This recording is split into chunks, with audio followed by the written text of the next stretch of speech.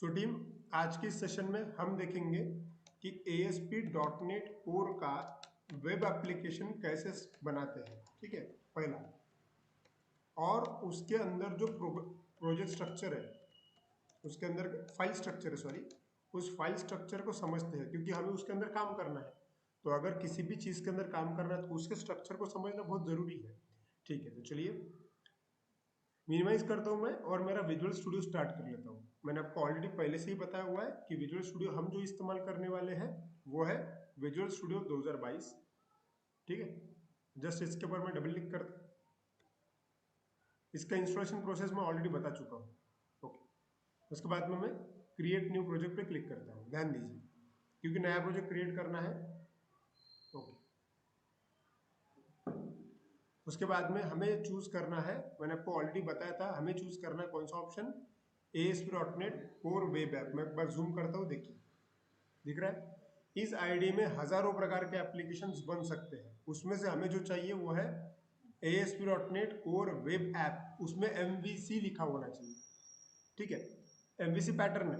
दूसरी इंपॉर्टेंट चीज, कुछ लोग ऐसा भी होते हैं, कुछ डेवलपर्स को जो फ्रॉम द स्क्रैच सारी चीजें बनाना चाहते हैं, तो इनके लिए क्या करना पड़ेगा, कोर एम्प्टी चूज करना पड़ेगा। ठीक है, एम्प्टी अगर चूज किया तो आपको कुछ भी नहीं मिलेगा, सारी चीजें अपने आप डालनी पड़ेगी। ठीक है, और अगर वेब ऐप में MVC कर चूज किया तो उसके अंदर कंपनी में जो फाइल स्ट्रक्चर फॉलो होता है वो सिस्टम खुद ब खुद बना के दे देगी। ठीक है, चलिए काम करते हैं। मैं चूज करता हूं MVC। ठीक है, और मैं कहाँ क्लिक करूंगा, अभी नेक्स्ट बटन है मेरे पास में, वहां पे क्लिक करूंगा। नेक्स्ट, जैसे ही नेक्स्ट बटन पे क्लिक किया, हमारे यहाँ पे प्रोजेक्ट का नाम पुट करना है। मान लीजिए कि मैं प्रोजेक्ट का नाम पुट करता हूँ अभी वेब वेब डेमो कोर 1। ठीक है, ये मैंने नाम दिया। उसके बाद में मैंने आपको ये बताया था कि ये लोकेशन बाय डिफॉल्ट होता है, मतलब आपका प्रोजेक्ट इस लोकेशन पे स्टोर होने वाला है। मतलब अगर आपको पेनड्राइव में बैकअप वगैरह लेना है तो आपको उस लोकेशन में जाना पड़ेगा। उसके बाद में आपके सोल्यूशन का नाम, मतलब जो आउटपुट डायरेक्टरी बनती है उसका नाम ये है। मैं आपको रिकमेंड करूंगा कि यहाँ पे कोई भी चेंज ना करें। उसके बाद में हम कहाँ क्लिक करेंगे, नेक्स्ट बटन पे, नीचे नेक्स्ट बटन है उसके, नेक्स्ट। यहाँ पे नेक्स्ट विंडो जो आई है, यहाँ पे सिर्फ आपको आपका वेब फ्रेमवर्क चूज करना है। अगर आप कोर में काम कर रहे हो तो 6.0 लेटेस्ट है और उससे भी एडवांस है 7.0। लेकिन यहाँ पे सपोर्ट में ध्यान देना, 6.0 का लॉन्ग टर्म सपोर्ट है, मतलब कुछ भी अगर प्रॉब्लम आया तो आपको हर चीज अवेलेबल हो जाएगी। और 7.0 में स्टैंडर्ड टर्म सपोर्ट है। सो बेटर वे क्या है, go with the long term support 6.0। ठीक है, उसके बाद में यहाँ पे ऑथेंटिकेशन टाइप दिया गया है। यहाँ पे by default configure to HTTPS। HTTPS ये एक प्रोटोकॉल होता है। अगर आपके प्रोजेक्ट में HTTPS है, इसका मतलब सिस्टम आपके प्रोजेक्ट में इंक्रिप्शन डिक्रिप्शन के एल्गोरिथम खुद ब खुद डाल देती है, जिसके मदद से क्लाइंट और सर्वर का कम्युनिकेशन एकदम सिक्योर होता है। अब ये आपके हाथ में है कि आप इसको टिक करें या फिर ना करें। आपने बाय डिफॉल्ट टिक रखा तो भी चलेगा। इनकेस आपको नहीं है, सपोज आपका सिस्टम नहीं सपोर्ट करता सिक्योरिटी सर्टिफिकेट को, तो उसको अनटिक कर देना। ठीक है, एक काम करता हूँ, मैं इसको टिक ही रहने देता हूँ बाय डिफॉल्ट। उसके बाद में मैंने, मतलब इनडायरेक्टली यहाँ पे मैंने कोई चेंज नहीं किया हुआ है। Then we will click on create button. जैसे ही तुम क्रिएट बटन पे क्लिक करोगे, सिस्टम आपके लिए एक कोर वेब एप्लीकेशन पहला वाला बाय डिफॉल्ट बना दे देगा। देखिए, सी, ये है आपका प्रोजेक्ट स्ट्रक्चर, प्रोजेक्ट की आईडी। ठीक है, मैं आपको कुछ समझाता हूँ। इसमें कुछ विंडोज आपको देख रहे होगी। सबसे पहले हम स्क्रीन की लेफ्ट साइड वाली विंडो देखते हैं। ये विंडो है आपकी टूल बॉक्स, मतलब यहाँ पे आपको रेडीमेड टूल्स मिल सकते हैं, टेक्स्ट बॉक्स, बटन वगैरह वगैरह। और स्क्रीन की राइट साइड की विंडो देखिए, ये है आपका सॉल्यूशन एक्सप्लोरर। सॉल्यूशन एक्सप्लोरर का मतलब होता है कि आपके प्रोजेक्ट में जितनी भी फाइल, फोल्डर्स, इमेजेस जो लगने वाली है प्रोजेक्ट को रन करने के लिए, वो सब के सब यहाँ पे मिलेगी। मतलब इनडायरेक्टली आपको जो कोड वगैरह लिखना है वो वहीं पे लिखना पड़ेगा। क्लियर? ठीक। सो यहाँ पे देखिए, आपके ध्यान में आ रहा होगा कि हमने तो सिर्फ प्रोजेक्ट बनाया था, बराबर। ये चीजें तुमने बनाई क्या? नहीं, ये सिस्टम ने अपने आप दी। क्यों दी? क्योंकि तुम लोगों ने जो पैटर्न सेलेक्ट किया है वो है MVC वाला पैटर्न। तो सिस्टम क्या करती है, बाय डिफॉल्ट तुम्हें ये पूरा का पूरा बना के दे देती है। अब एक काम करते हैं, मैं इसको मिनिमाइज किया, मतलब क्लोज किया। देखो मैं क्लोज करता हूँ। अब मैं दूसरे टेक्निक से प्रोजेक्ट बना के दिखा देता हूँ, मतलब जो ब्लैंक टेक्निक है, ठीक है, मतलब जिसमें आपको कुछ भी नहीं मिलेगा, सभी चीजें आपको खुद ब खुद करनी पड़ेगी। देखिए फिर से एक बार मैं विजुअल स्टूडियो ऑन किया, क्रिएट न्यू प्रोजेक्ट जो थोड़ी देर पहले किया था वैसे ही आपके पास में यहाँ पे मैं थोड़ा स्क्रॉल डाउन अगर नीचे करूँ तो यहाँ पे ऑप्शन मिलेगा इस बार किसका, ASP.NET कोर एम्प्टी। एम्प्टी मतलब ब्लैंक प्रोजेक्ट है, ठीक है। और हमने थोड़ी देर पहले जो सिलेक्ट किया था वो ये था क्या, ASP.NET core web app MVC, इसमें सब कुछ ऑटोमेटिक आ गया था। चलिए इस बार मैं एम्प्टी चूज करता हूँ।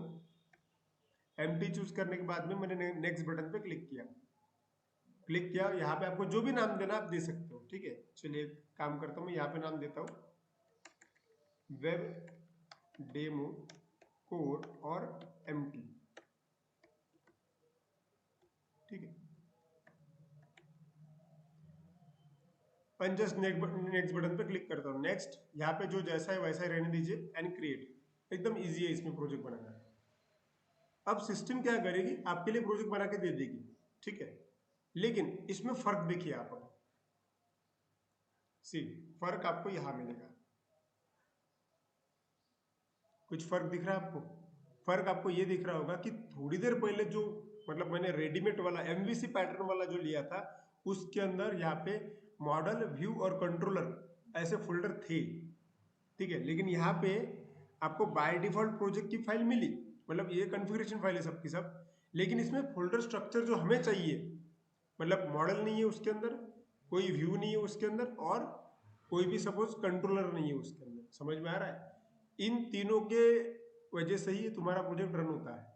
ये अभी ब्लैंक प्रोजेक्ट है, मतलब भले ही तुमको दिख रहा होगा कि आप बोलोगे कि सर उसमें dependency, connected services, property, app setting और प्रोग्राम डॉट सी एस ये तो दिख रहा है, ये भले ही दिख रहा है, लेकिन ये तुम्हारा प्रोजेक्ट रन नहीं कर सकते, ठीक है। ये जस्ट एक सेटिंग फाइल्स है, मतलब तुम्हारा प्रोजेक्ट पूरा ब्लैंक है। तुम्हें अगर प्रोजेक्ट डेवलप करना है तो अब तुम्हारा काम है उसमें मॉडल, व्यू, कंट्रोलर ऐड कीजिए, ठीक है। अब आपके दिमाग में क्वेश्चन आ रहा होगा कि ये मैं हर बार एमवीसी क्या कर रहा हूँ, मतलब ये मॉडल एक्चुअली है क्या, ये व्यू करता क्या है ना, कंट्रोलर से क्या होता है, ये तुम्हारे माइंड में आ रहा होगा, ठीक है, कि उसकी जरूरत क्या है। अब इसका मैं आंसर देता हूँ, ध्यान दीजिए। इसको मैं बंद कर देता हूँ, बंद करता हूँ, फिर से विजुअल स्टूडियो ओपन करता हूँ और जो मेरा पहला वाला एमवीसी पैटर्न का प्रोजेक्ट था वो ओपन करता हूँ। अगर आपको प्रीवियस प्रोजेक्ट ओपन करना है तो आपको डायरेक्टली यहीं से आप ओपन कर सकते हैं। दिख रहा है यहाँ पे टुडे लिखा हुआ है, रिसेंट प्रोजेक्ट की लिस्ट आती है। थोड़ी देर पहले मैंने एक एम्प्टी एप्लीकेशन ये बनाया था और इसके पहले हमने वेब डेमो कोर 1 बनाया था, है ना। आपको अगर प्रीवियस प्रोजेक्ट चाहिए तो आप वहीं पे क्लिक कर दीजिए, ये इसमें बहुत ईजी है। चलिए मैं क्लिक कर देता हूँ, क्लिक किया तो वो वही प्रीवियस वाला प्रोजेक्ट ओपन कर लेगा जो मुझे एमवीसी वाला प्रोजेक्ट चाहिए था वो, ठीक है। Now see the difference. आपको डिफरेंस समझ में आ रहा है यहाँ पे?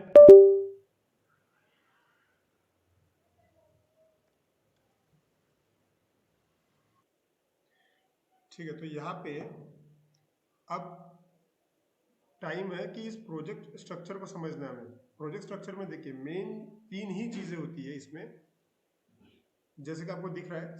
शुरुआत में सबसे पहले आपके पास में कंट्रोलर है, उसके बाद में एक फोल्डर है मॉडल और उसके बाद में एक फोल्डर है व्यू, ठीक है। अब इन तीनों को समझते हैं कि इनका मेन रोल क्या है। इन तीनों का मेन रोल समझाने के लिए मैं आप लोगों को एक डायग्राम से समझाता हूँ, मतलब एक एग्जांपल देता हूँ रन टाइम। ध्यान दीजिए, मैंने अभी पेंट ओपन किया, आपको ओपन हो गया आपके पास में, ठीक है, ओके। अब यहाँ पे मैं एक डायग्राम से समझाता हूँ। मान लीजिए कि आप लोग कहीं रेस्टोरेंट में गए हुए हैं, ठीक है। फॉर एग्जाम्पल आप रेस्टोरेंट में गए हुए, मतलब आप क्या हो, उस रेस्टोरेंट के यूजर हो, करेक्ट। चलिए मैं यहाँ पे लिख देता हूँ कि आप क्या हो, यूजर, मतलब आप कस्टमर हो, सपोज यूजर से ले कस्टमर। जब आप रेस्टोरेंट में जाते हो, आप सपोज कोई टेबल पे बैठे हुए हो, अब खाना खाना है आपको, तो आप खुद डायरेक्टली किचन में जाके खुद बनाते क्या? नहीं, करेक्ट। आप क्या करते हो, वहां पे आपके पास में वेटर आता है, करेक्ट, मतलब आपके पास में वेटर है वहां। सी, ये डायग्राम बहुत इंपॉर्टेंट है। चलिए वेटर आया आपके पास में, और उस वेटर ने क्या किया, आपसे जो भी है आपसे ऑर्डर ली, करेक्ट, वेटर ने ऑर्डर लिया है सपोज, ठीक है। अब वेटर क्या करता है, वेटर जो है कि वो किचन में जाता है और किचन वाले को आपकी जो डिश है उसका ऑर्डर देता है, ठीक है। तो ये आपकी जो डिश है, जो भी आपने ऑर्डर किया होगा वो ऑर्डर किसको गया, किचन वाले को गया। अब थोड़ी देर बाद क्या होता है कि किचन वाला जो है वो ऑर्डर तैयार करता है और वो ऑर्डर तैयार करके वेटर को वापस देता है और वेटर क्या करता है, अपने कस्टमर को देता है, करेक्ट, यही सिनेरियो होता है। अब यहाँ पे एक चीज है कि यहाँ पे तीन अलग अलग कंपोनेंट्स हैं और तीनों अलग अलग कंपोनेंट अलग अलग काम कर रहे हैं, कोई भी एक दूसरे का काम नहीं कर रहा है, जिसको जिसकी जो रिस्पॉन्सिबिलिटी है वो उसका काम कर रहा है। प्रोजेक्ट में भी ठीक ऐसे ही होता है, प्रोजेक्ट में आपके अलग अलग कंपोनेंट मिलेंगे आपको और हर कंपोनेंट का अपना अपना काम वही कंपोनेंट करेगा और एक दूसरे को डेटा पास करते रहेगा। अब यहाँ पे मैं उदाहरण देता हूँ, सी, ये जो स्ट्रक्चर आप देख रहे हैं इस स्ट्रक्चर को ही पैटर्न बोलते हैं। ये तीनों भी जो है ना एक पैटर्न में काम कर रहे हैं, राइट। पैटर्न नहीं, एक मिनट, पैटर्न मतलब तरीका है, और ऐसे बहुत सारे पैटर्न है।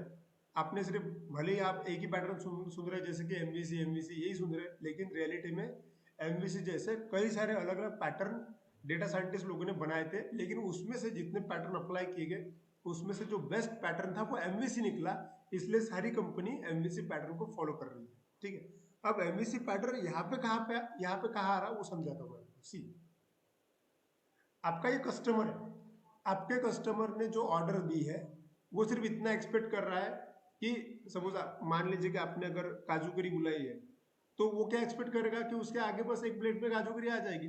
हाँ, वो कैसे बन रही है, उसके अंदर क्या डाला जा रहा है, उसको कस्टमर से कोई लेने दे रहा है क्या, नहीं। उसके बाद में कस्टमर ने वेटर को ऑर्डर दिया हुआ है, वेटर ने वो ऑर्डर किचन वाले को दी हुई है, ठीक है। अब वेटर वाला ये थोड़ी देखेगा कि किचन वाला कैसा बना रहा है, उसको कोई लेना देना नहीं है, उसने डेटा दे दिया है। और किचन वाले को ये लेना देना नहीं है कि कस्टमर कौन सा है, उसको मिला मिला है कि भाई काजू करी बनानी है, वो बना देगा, वेटर को दे देगा। अब वो किसको भी दे वहां पे जाके, पॉइंट है। अब देखो यहाँ पे ये बदलेगा अभी, सी, कस्टमर, वेटर और किचन। तो हम लोगों के पास में तीन स्ट्रक्चर है, हम लोगों ने हमेशा तीन नाम सुने हुए हैं। एक नाम सुना हमने एम, वी और सी, करेक्ट, ठीक है। ध्यान दीजिए, जो कस्टमर होता है ना, मतलब वेबसाइट अगर कस्टमर देख रहा है तो वो सिर्फ व्यू कर रहा है, तो कस्टमर का जो पर्पज है अभी फिलहाल वो यहाँ पे है व्यू का, ठीक है। जो वेटर होता है, वेटर दोनों से ही कनेक्टेड है, वेटर बहुत इंपॉर्टेंट है। तो वेटर जो हो गया वो हो गया यहाँ पे कंट्रोलर, जो सबको कंट्रोल कर रहा है, वेटर के अलावा वो चीज नहीं होगा, कंट्रोलर, ठीक है। और जो किचन वाला है, मान लीजिए कि किचन वाला कौन है फिर अभी, मॉडल, मतलब जहाँ पे, मॉडल मतलब जहाँ पे सब कुछ मतलब डेटाबेस वगैरह जो है वो मॉडल बोलते हैं। और जो कुछ भी बन रहा वो फिर से कंट्रोलर किसको दे रहा है, वापस कस्टमर को दे रहा है, मतलब व्यू। तो ये जो तीन पैटर्न है वो ऐसे काम करते हैं। तो आपको समझने वाली बात ये है कि व्यू मतलब डिजाइन वाला पार्ट, सिंपल, मतलब एक लाइन में अगर मैं बताऊं कि व्यू क्या होता है, तो व्यू का मतलब होता है डिजाइन। यहाँ पे लिखता हूं मैं, सी, व्यू का मतलब होता है डिजाइन।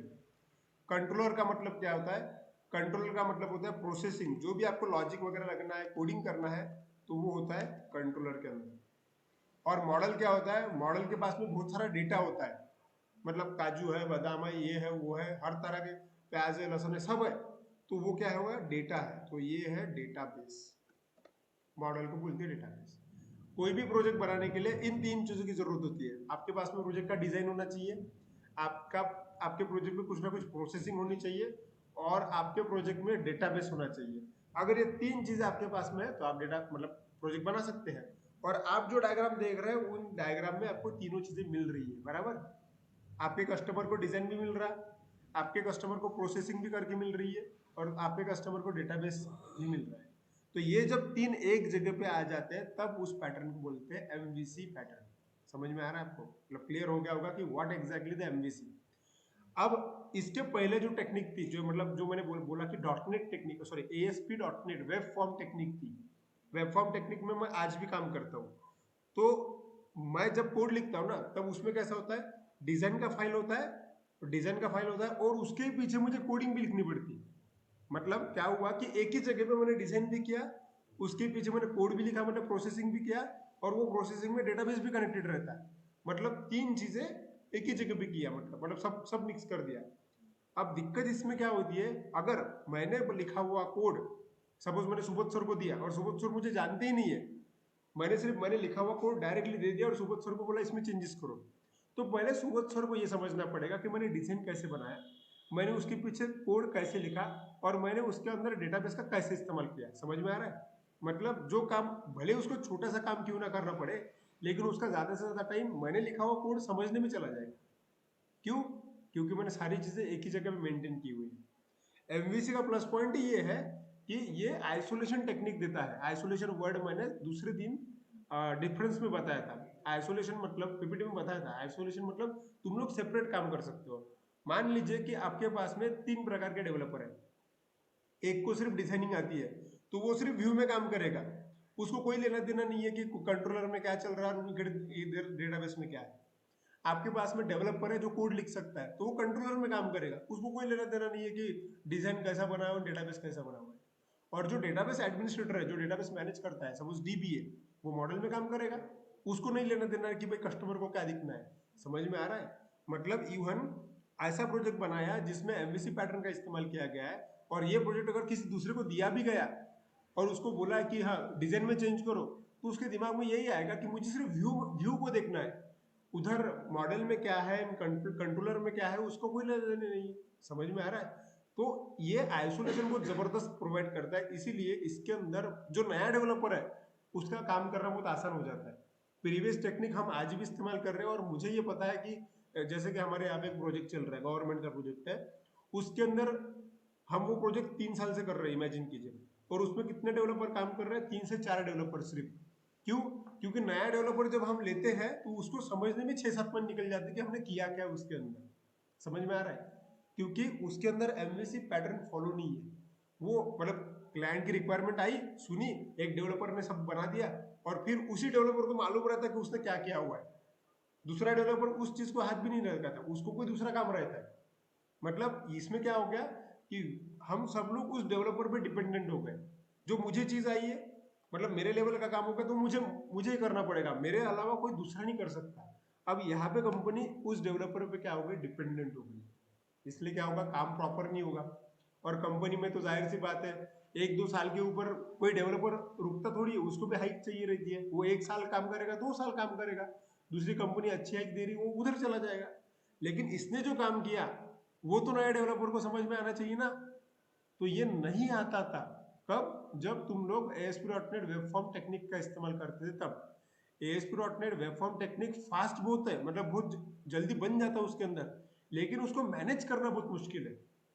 दिक्कत क्या होती है, कम, क्योंकि टेक्नोलॉजी कंपनी यूज कर रही है, क्लाइंट का पैसा कंपनी ने लिया हुआ है, डेवलपर आज है कल नहीं है, लेकिन कंपनी है तो उनके प्रोजेक्ट्स भी है।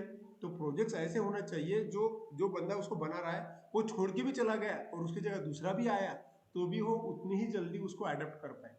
इसीलिए एक पैटर्न फिक्स करना जरूरी था, और वो सबसे बेस्ट पैटर्न जो फिक्स हुआ है वो है MVC। तुम्हारे ध्यान में आ गया होगा जो एग्जांपल मैंने दिया उसमें से, कि हाँ यार इसमें क्या हो रहा है कि हर चीज जिसको दी गई है वो काम वही करेगा। ठीक है?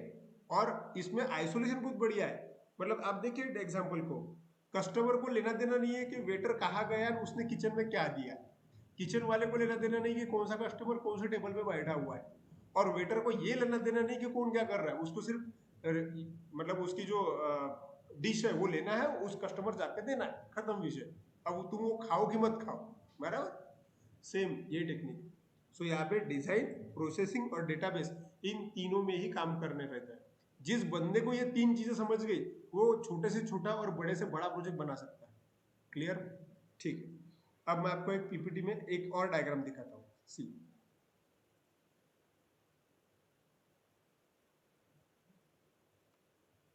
इस डायग्राम को ध्यान से देखिए। मतलब अभी जो मैंने थोड़ी देर पहले बताया वो सिर्फ एक एग्जाम्पल के लिए था, रियलिटी में ये ऐसा काम करता है। ध्यान दीजिए। सी, मेन जो चीज होता है, मेन कौन होता है? मेन होता है कस्टमर, ठीक है, क्योंकि तुम वेब एप्लीकेशन तुम्हारे खुद के लिए नहीं बना रहे, वेबसाइट तुम खुद के लिए नहीं बनाते, वेबसाइट किसी और के लिए होती है, यूजर के लिए होती है, ठीक है। मतलब क्लाइंट है तुम्हारा, सपोज कस्टमर है, यूजर है, इस यूजर ने, यूजर का डेटा प्रोसेसिंग के लिए किसके पास में, मान लीजिए, इमेजिन कीजिए कि ये वो यूजर है, इसको ना, मतलब मान लीजिए कि एक स्टूडेंट है और इसको खुद का रिजल्ट देखना था, ठीक है।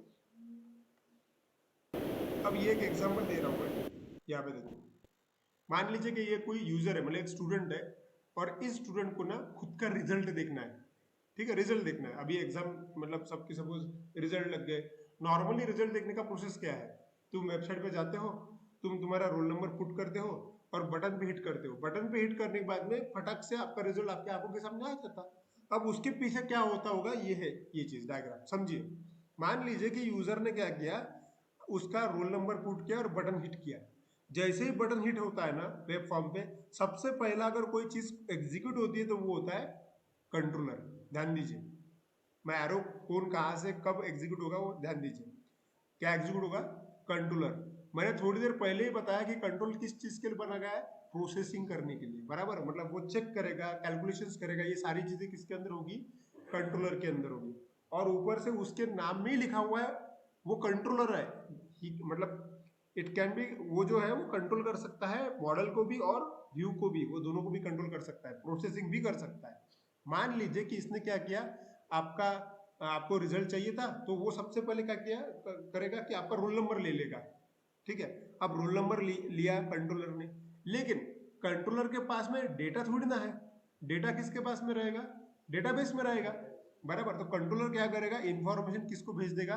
मॉडल को भेज देगा। थोड़ी देर पहले डायग्राम जो लिखी थी उसमें नीचे डेटाबेस लिखा था, क्योंकि यहाँ पे हर चीज अलग अलग है। कंट्रोलर ने जो है रोल नंबर रीड किया, उसने देखा कि यार ये तो डेटा डेटाबेस में होगा, तो उसने मॉडल को भेज दिया। मॉडल क्या करेगा? मॉडल ढूंढेगा कि हाँ ये रोल नंबर डेटाबेस में है कि नहीं। अब उसको एक तो मिलेगा या फिर नहीं मिलेगा।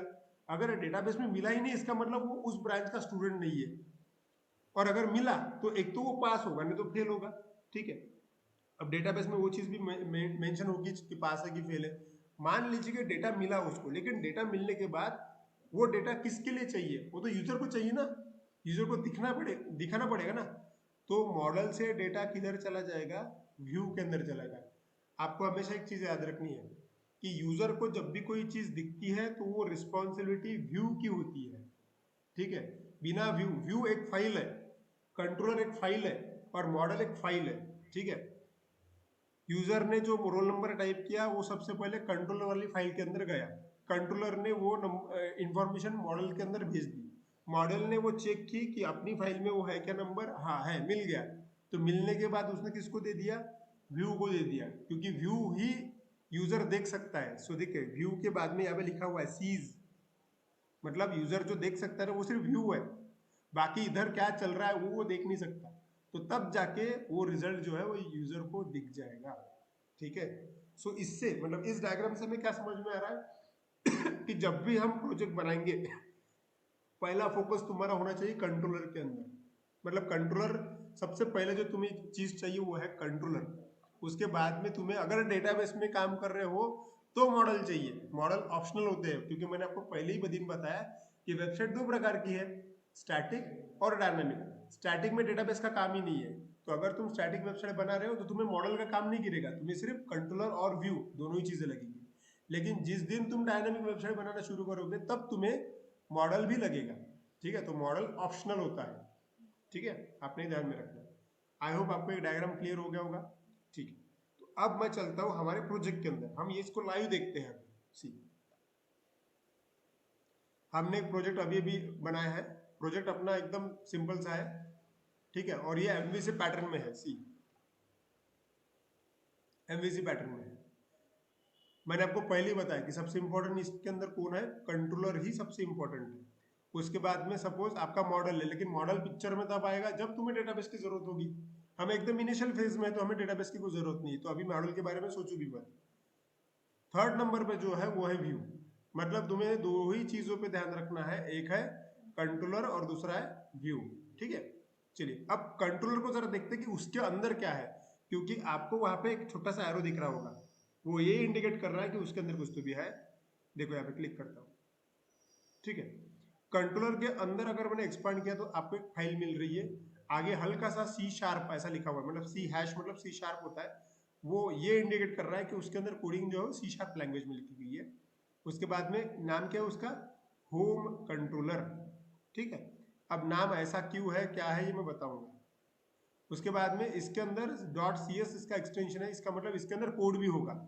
तो जैसे मैंने उसके ऊपर क्लिक किया ना, इसके अंदर का बाय डिफॉल्ट कोड आपको बाजू में दिख रहा है, सी, ये इसके अंदर का कोड है।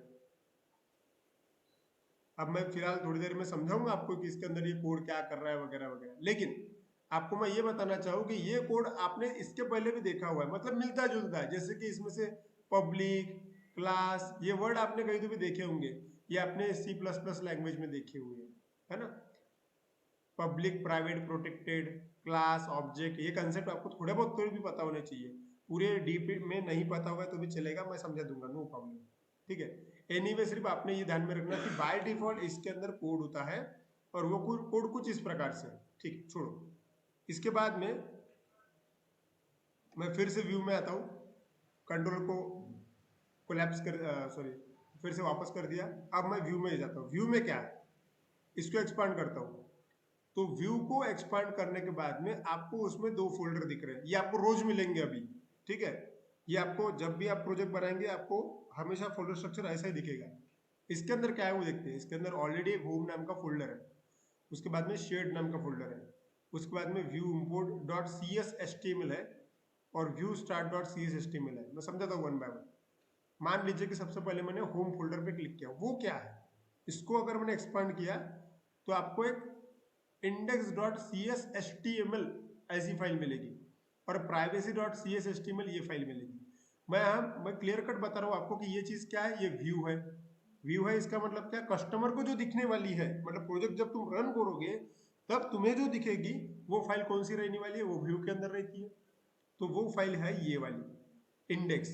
आपके प्रोजेक्ट का पहला पेज, दुनिया में जितने भी प्रोजेक्ट है उनके जो बाय डिफॉल्ट पहले पेज होते हैं ना, उसका नाम एक तो इंडेक्स डॉट इंडेक्स होता है, या फिर डिफॉल्ट होता है, या फिर होम होता है, ये याद रखना। कोई भी प्रोजेक्ट हो, एक तो पहला नाम उसका इंडेक्स रहेगा, या फिर होम रहेगा, या फिर डिफॉल्ट रहेगा, ठीक है। तीन में से एक, मैक्सिमम मतलब 90% मैंने मेरे एक्सपीरियंस से जो देखा हुआ है, मैंने इंडेक्स ही देखा हुआ है, ठीक है।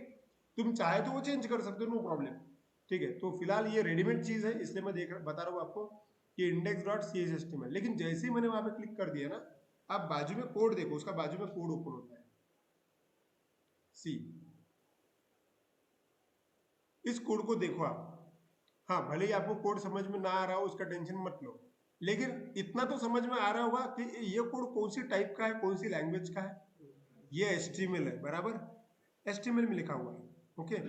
हाँ, अब मतलब देखो, इस कोड को दो हिस्सों में डिवाइड किया गया है। ऊपर कुछ तो भी अलग है, ऊपर का टेक्निक थोड़ा अलग है, और नीचे जो सिलेक्टेड पार्ट है वो टेक्निक थोड़ा अलग है, ठीक है।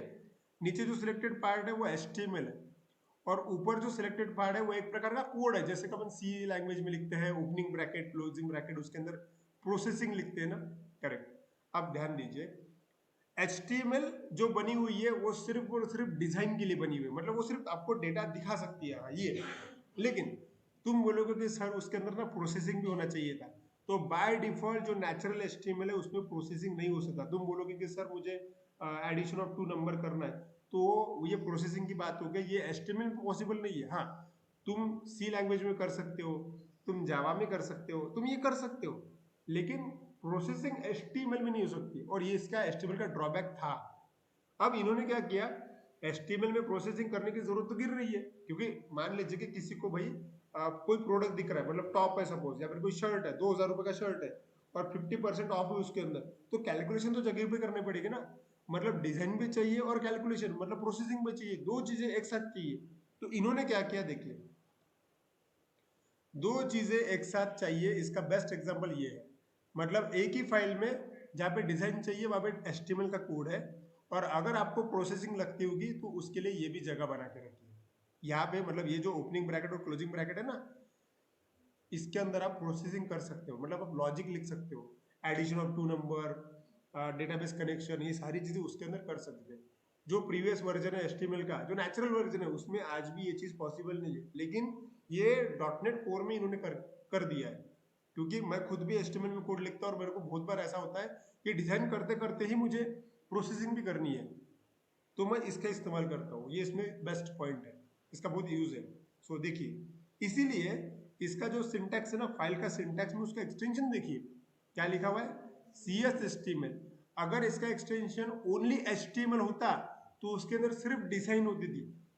अगर इसका एक्सटेंशन ओनली .CS होता तो उसके अंदर सिर्फ और सिर्फ प्रोसेसिंग होती थी। लेकिन उसका एक्सटेंशन क्या है, CS HTML। इसका मतलब उसके अंदर प्रोसेसिंग भी होगी और उसके अंदर डिजाइन भी होगा। ये इसका प्लस पॉइंट है। मतलब दो अलग अलग फाइल मेंटेन करने की जरूरत नहीं, एक ही फाइल में डेवलपर ये चीज कर सकता है। ठीक है, चलिए, तो मैं आपको ये बता रहा हूँ कि आपका प्रोजेक्ट भले ही मैंने अभी रन ना किया हो, लेकिन तुम्हारे प्रोजेक्ट का पहला पेज कौन सा है, इंडेक्स। ठीक है, क्यों, क्योंकि वो व्यू फोल्डर के अंदर है। तुम्हें यही देखना है कि अगर तुमने कोई प्रोजेक्ट रन किया और तुम्हारे प्रोजेक्ट में तुम्हें डिजाइन में फॉल्ट दिख रहा है कि नहीं यार ये तो अपने यहाँ पे गलत हो रहा है, तो तुम्हारे दिमाग में आना चाहिए कि ये चीज दुरुस्त करना है, मतलब वो व्यू में होगा। ठीक है, चलिए अब मैं इसको रन करके दिखा देता हूँ। सी, अब तक क्या मैंने रन नहीं किया, ये पूरा रेडीमेड स्ट्रक्चर था। अब मैं रन करता हूँ। रन करने के लिए यहाँ पे ऊपर देखिए ग्रीन कलर का बटन है, यहाँ पे सी दिख रहा है आपको, प्ले का बटन जैसा होता है ना, वैसा बटन है यहाँ पे। ठीक है, बस इसके ऊपर क्लिक करना है। चलिए इसके ऊपर मैं क्लिक कर देता हूँ। जैसे ही क्लिक करूंगा, क्लिक करने के बाद हो सकता है आप अगर फर्स्ट टाइम रन कर रहे हो प्रोजेक्ट को, तो यहाँ पे एक सिक्योरिटी का डायलॉग बॉक्स आएगा, सिक्योरिटी का आपको याद होगा, जैसे कि ये सी ऐसा, ये फर्स्ट टाइम एक ही बार आएगा। क्या बोलेगा, क्या बोल रहा है ये, trust ASP.NET core SSL certificate, मतलब would you like to trust ASP.NET core SSL certificate. आपके पास में यस और नो दो ऑप्शन है। देखिए सिस्टम क्या बताने की कोशिश कर रहे हो, मैं समझाता हूँ आपको। ये प्रोजेक्ट रन होगा, रन होने के बाद किसके ऊपर रन होने वाला है, जाहिर सी बात है कि ये वेब एप्लीकेशन अगर है तो ये ब्राउजर में ही रन होगा। मतलब आपके पास में गूगल क्रोम होगा, आपके पास में फायरफॉक्स होगा, जो भी है आपके पास में उसके अंदर रन होगा। जब भी कोई वेबसाइट किसी ब्राउजर में दिखती है तो उसके एकदम शुरुआत में ना लॉक का साइन होता है। देखो HTTPS ऐसा छोटा सा लॉक होता है, बारीक सा। सी, मैं आपको एग्जांपल दिखाता हूँ। यहाँ पे देखो, मान लीजिए कि मैंने अपनी कंपनी की वेबसाइट ओपन की है, तो वेबसाइट जब ओपन कर रहा हूँ मैं कंपनी की, अब यहाँ पे देखिए ओपन हुआ, देखो ये आपका URL है बराबर। जब मैंने वहां पे क्लिक किया, वहां पे देखो क्या लिख के आया हुआ है, URL में देखिए HTTPS लिख के आया है, इसके वजह से यहाँ पे लॉक लगा हुआ है। ठीक है, अगर मैंने ये HTTPS यहाँ से निकाल दिया, ऐसा निकाल दिया और एंटर लगाया, एक्चुअली वो लेगा नहीं, वो एस पे जंप करेगा। तो उसने देखो फिलहाल थोड़ी देर के लिए देखो यहाँ पे, हाँ अब एक्चुअली उसने रिडायरेक्ट कर लिया। मैं आपको एक साइड बताता हूँ।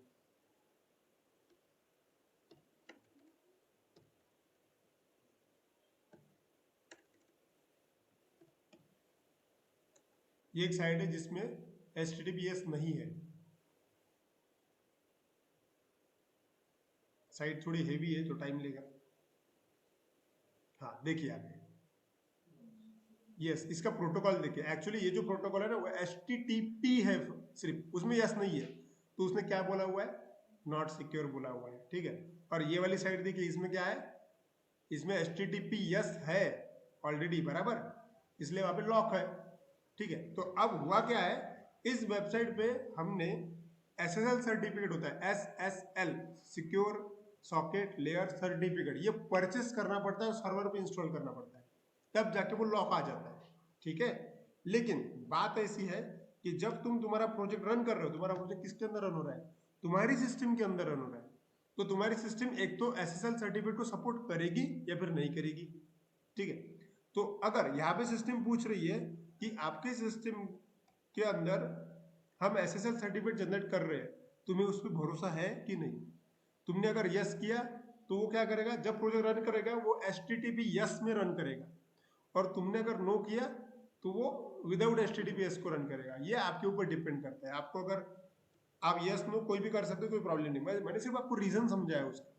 चलिए मान लीजिए कि मैंने यस किया और इंस्टॉल करना है क्या ऐसा पूछ रहा है, चलिए मैं यस कर देता हूँ, तो एक फटक से वो इंस्टॉल कर देगा, हो गया, और अब वो रन करेगा प्रोजेक्ट को। देखो इसने प्रोजेक्ट को रन कर लिया। अब यहाँ पे इसने क्या बोला है, देखो इसने भले ही HTTPS लगाया है यहाँ पे, लेकिन फिर भी नॉट सिक्योर इसलिए आया क्योंकि ये सर्टिफिकेट ओरिजिनल थोड़ी है। मैंने आपको थोड़ी देर पहले ही बताया कि सर्टिफिकेट परचेस करना पड़ता, मैंने परचेस किया क्या नहीं, तो सिस्टम ने एक डमी सर्टिफिकेट बनाया और लगा दिया, लेकिन सिस्टम के ध्यान में आया कि वो सर्टिफिकेट ओरिजिनल नहीं है, इसलिए इसने ये बोला कि your connection is not private. लेकिन फिर भी मुझे प्रोजेक्ट को रन करना है, ठीक है। इसने देखो यहाँ पे क्या दिया है, एरर सर्टिफिकेट इनवैलिड। इसने सर्टिफिकेट इनवैलिड बोला क्यों, क्योंकि तुम्हारी सिस्टम ओरिजिनल सर्वर नहीं है इसलिए। लेकिन ये एरर है ऐसी बात नहीं है, it is not a error, क्योंकि एरर अगर होता तो डायरेक्टली ये गड़बड़ कर देता, एरर उसने कोड शो किए होते, ठीक है। उसने सिर्फ वार्निंग दी हुई है। लेकिन मैं चाहता हूँ मेरा प्रोजेक्ट फिर भी रन हो, तो ऐसे समय पे नीचे एडवांस करके बटन होता है, वहां पे क्लिक कर दीजिए।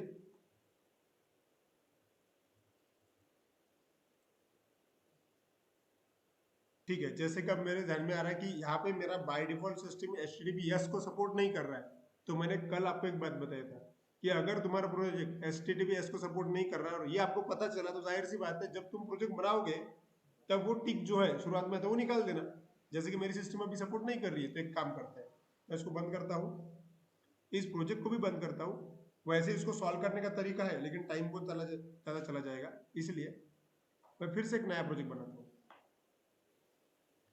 आपने ये HTTPS लगाया तो भी चलेगा और नहीं लगाया तो भी चलेगा, कोई प्रॉब्लम नहीं है, क्योंकि सर्वर पे ओरिजिनल सर्टिफिकेट होता है। चलिए, तो यहाँ पे मैं चूज करता हूँ MVC वाला ऑप्शन, अपना कोड यही नाम रखता हूँ मैं जो बाय डिफॉल्ट है वो। नेक्स्ट, और ये टिक निकालना था, ये कॉन्फ़िगर फॉर HTTPS ना, ये टिक अनटिक करना था एक्चुअली मुझे, लेकिन कोई बात नहीं, मुझे एक बार फिर से करना पड़ेगा वो चीज़।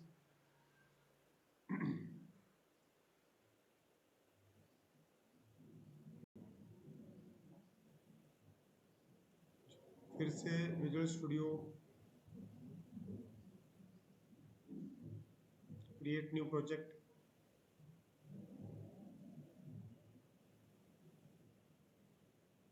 ठीक है, व्यू, नेक्स्ट, यही नाम देता हूँ, नेक्स्ट। बस यहाँ पे मैं ये वाला कॉन्फ़िगर फॉर HTTPS ना निकाल देता हूँ, ठीक है। ऑथेंटिकेशन टाइप नन, कुछ भी नहीं, और क्रिएट बटन पे क्लिक करता हूँ। अब जरूरी नहीं है, ठीक है, मैंने पहले बताया कि कोई सिस्टम सपोर्ट करेगी और कोई सिस्टम सपोर्ट नहीं करेगी। आपको अगर पता चला कि सिस्टम सपोर्ट नहीं कर रही है, प्रोजेक्ट में से HTTPS निकाल दीजिए, 2 मिनट, ठीक है, ये आ गया। और अब मैं सिर्फ डायरेक्टली प्रोजेक्ट को रन करना चाहता हूँ, यहाँ पे आके रन करते हैं, देखते हैं।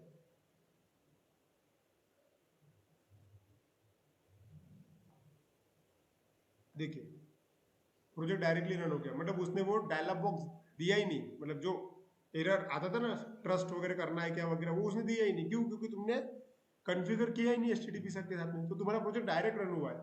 ये जो आपको दिख रहा है ना, ये आपके प्रोजेक्ट का पहला पेज है। और खास बात ये है कि ये तो तुमने बना ही नहीं था, ये रेडीमेड पेज है। समझ में आ रहा है? इसको अंदर देखो एप्लीकेशन 6 आया हुआ है, होम प्राइवेसी वाले बटन तुमने थोड़ी देर पहले देखे थे, पेज देखे हुआ आपने, और इसका कोड ऑलरेडी आया हुआ है, ये तुमने बनाया नहीं है। रेडीमेड टेम्पलेट का फायदा ये है कि इसने हेडर, कंटेंट और फुटर ऑलरेडी बना के दे दिया है, ये इसका प्लस पॉइंट है। और आप चाहे तो इस चीज को बदल सकते हैं, और आप चाहे तो खुद होके भी क्रिएट कर सकते हैं, ठीक है। तो आपको एक ध्यान में आ गया होगा कि ये रन कैसे हुआ। तो ये रन कैसे हुआ पता है? रन जब भी किया ना इसने, तो इस टेक्निक का इस्तेमाल किया। देखिए आप, सबसे पहले हिट हुआ होगा कंट्रोलर, रन होता है कंट्रोलर की मदद से, बिना कंट्रोलर का वो रन नहीं होगा। और कंट्रोलर ने किसको कॉल किया होगा? व्यू को। और व्यू के अंदर जो पहली फाइल है जिसका मैंने नाम बोला इंडेक्स, वो यूजर को दिखाया गया। मतलब अगर आपके प्रोजेक्ट के अंदर डेटाबेस नहीं है तो कंट्रोलर डायरेक्टली व्यू से कनेक्ट होके जो पहला पेज है वो दिखा देता है, ठीक है। और अभी भले ही हमने इसमें रेडीमेड चीज देखी, क्योंकि आपने कोई चीज चेंज किया ही नहीं ना। नेक्स्ट सेशन में हम खुद अपना खुद का कंट्रोलर बनाएंगे, खुद अपनी खुद की फाइल बनाएंगे। अभी मैंने सिर्फ आपको समझाया कि हाउ इट वर्क्स, अब आपको समझ में आ गया कि ये कैसे काम करता है। नेक्स्ट सेशन में हम खुद का कंट्रोलर खुद बनाएंगे, खुद का फाइल खुद बनाएंगे।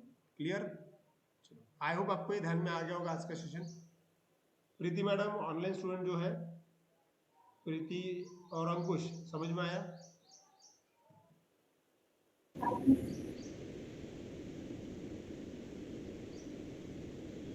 हाँ सर। ठीक है, ओके।